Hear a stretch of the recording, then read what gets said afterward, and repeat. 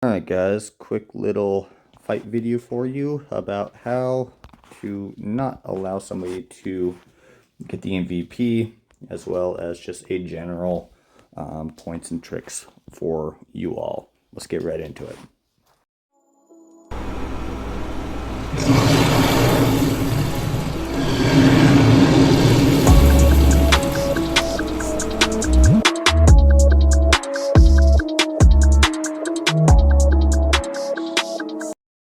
Alright guys, so we're going to do a short little video about basic etiquette when you are fighting in server versus server and what to look for and whatnot. So first off, essentially when you are in a server versus server fight, you always want to look at what your actual opponents are. If your opponents have some stronger people, or if they have some weaker people, you got to look at that and be able to make sure that you're not doing anything that is basically a point loss. This particular server has one extremely strong guy that is right, I would say right on par with me. As you can see, I've been fighting, I've been moving my troops down, but this is the reason why you don't let people stack in Squirters, which I'll show you in just a minute. But because of this, it's led to a extremely large point overhaul.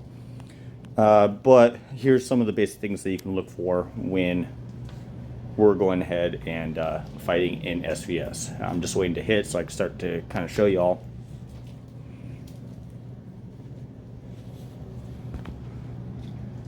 Alright, so with that, as you can see, it knocked them all out. Now, this, some of them you can see are not even running anything, they're just trying to farm. But some of these guys are strong. This guy is very strong.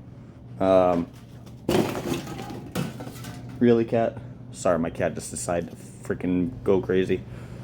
But as you can see, like, so you basically start going through and you could tell people that could be potentially like a problem and not. And basically see whether you need people to be able to stay out of the squares or not. Which I'm using that to my advantage to go ahead and get as many points as I can. Now, what does this mean? So if you are facing an extremely strong opponent, what the majority of your people should be doing is either gathering or hitting tiles, which is what we did. Now, in this particular case, we're losing. We will lose today. But if you're winning, your people should always have MVP. So you can go and look at our Squirters.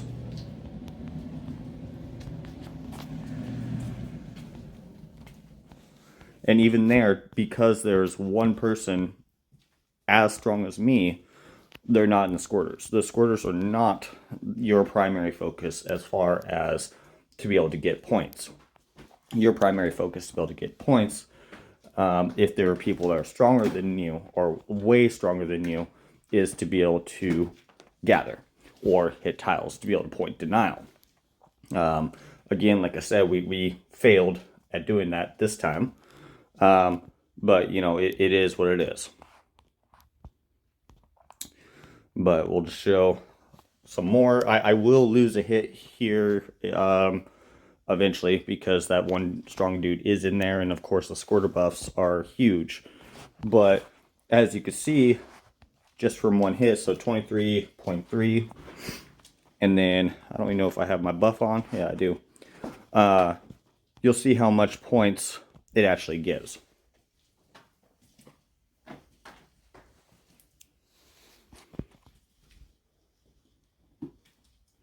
Okay, so I clearly probably hit PMV on that one. Yep, I did. He's a strong guy, and that's his pro. So I know that next hit I'll be able to take it, but as you can see, that's a huge point change. So with your points, when you go and look at it, now I'm at 23.47 off of one hit, and I only cleared 2 people out. Now, I will say a large reason to why they are winning right now is a lot of the people, especially shout out to Derelict Duty over here, which is one of the people that watches my YouTube channel. They are so vigilant on hitting tiles, but they're also smart enough to where if they can't take a tile, they leave it alone. Because you'd rather not give up the points in being able to hit them versus giving them more points plus their pullback to be able to be at a point negative at that point. So that's just one thing you always got to look for, but it's the same thing like with the squirters, which the squirters give you actually the least amount of points unless you're able to attack and defend them. Preferably attack, honestly, is the way you get the majority of your points when it comes to squirters. We'll go ahead and just speed that up one, just for the sake of keeping the video as short as possible.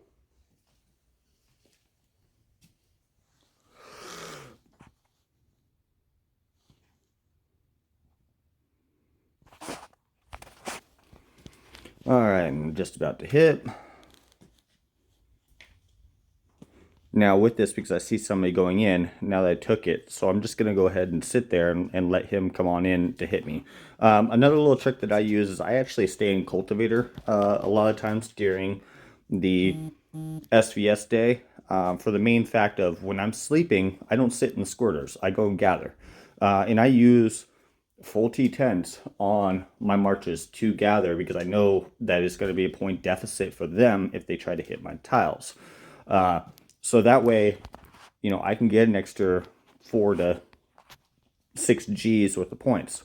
Okay, so you can see with the point difference there, now it went from a 23.4, I think it was, to now a 23.9, just in one hit. So 5 stamina was, you know, 500 million points. All right, so that guy turned around, so I'll go ahead and go on over to the next one.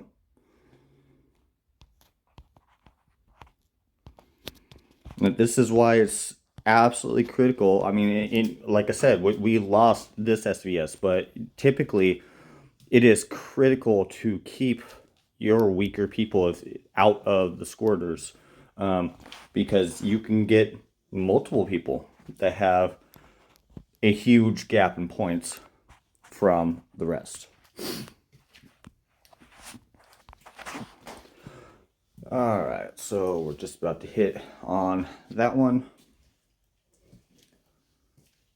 And so when you're fighting for these squirters, there's another thing to kind of keep watch on is to make sure you're not at a point deficit at any point in time. So if it takes you more than 2 hits to be able to hit somebody with squirter buff, which the squirter buff is quite severe. So if you look, for instance, it's putting people's combat speed way up, attack, the whole 9 yards, to where they would never be up that high. By the way, shout out to Anwu. He used to be one of our guys. But yeah, it puts up their stats. I think it's like I forget the exact difference of what it is.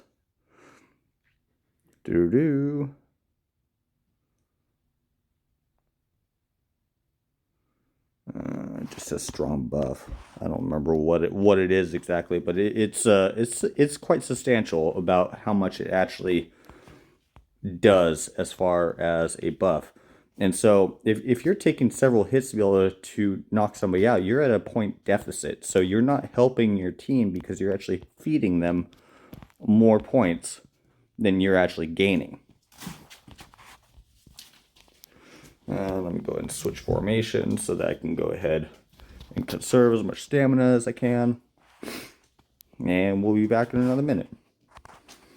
Alright, so we're just about there, which I forgot to show what had happened with the last hit. So with the last hit, I think I was at 23.9, so another 300 million off of literally 5 stamina just from one hit. Just by, honestly, people that have no purpose being in there. Now, again, because they've already clearly won, there's no chance that we're going to win this.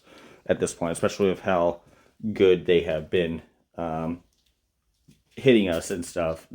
There's next to no way that we could possibly win this. Oh, okay, so there's a hit I actually lost. There was one guy that was knocked out, and then I hit his Guardian March with the survival. So as you can see, I mean, he's a very good player. There's no doubt about that at all. But that's exactly my point, is keep your weaker people out if you have strong players. At that point, everybody should be going and gathering. At least then you can waste their stamina from them hitting your tiles, which honestly is usually a point positive, because depending how long you've been gathering, you can get more points even if you're not online and you do get hit and it pulls your troops back. Alright, so I'm going in for another hit on that. And so you'll see that some people will use T1 when they're in the Squirter, which I understand is trying to farm. What the hell are they? Where are they is a better question. Yeah, these credits that you can get from invading Squirters or whatnot. But honestly, as far as a point wise, that doesn't really help you or your account, to be honest. So I mean, like with that hit, got in. Now I'm at 24.62. So in a matter of literally 25 stamina or whatever, is over 1 billion points with next to no real point loss to the other team. So that's why it's, again, very important to be able to make sure you're not feeding points to your opponent. And as you can see, they're already starting to fill back up. So I could just keep on doing the same damn thing. Go over here. And usually I wait an hour, but just for the sake of the video, I'll go on over here and hit again. Always healing up. Got a berry running anyway, so I might as well, right? Usually what I'll do is I'll go and gather for an hour while I'm waiting for these to refill up, and they'll be refilled back up, and I just go and hit them and get another quick 1 billion points. And I will continue to do that all event. But as you can see, yeah, I mean, just in one hit, being able to clear that many people is not helping your server at all. In a normal situation, when we would have, you know, a bigger pool of people here, you're just giving them points. Whereas if you go and gather, you'd actually get a lot more points overall. So you can go ahead and see. Now it's a 24.83. And they all seemed, that one looks like it had probably some T1. T8, but even still, it gave me quite a few points there for no loss. And then this one was all T1. So even still, it still gave me a good chunk of points. So that's why it's never a good idea to run T1. Anyway, I hope this video was fun for you guys, or informative, or helpful in the very least. But this is Agne, and Agne's out.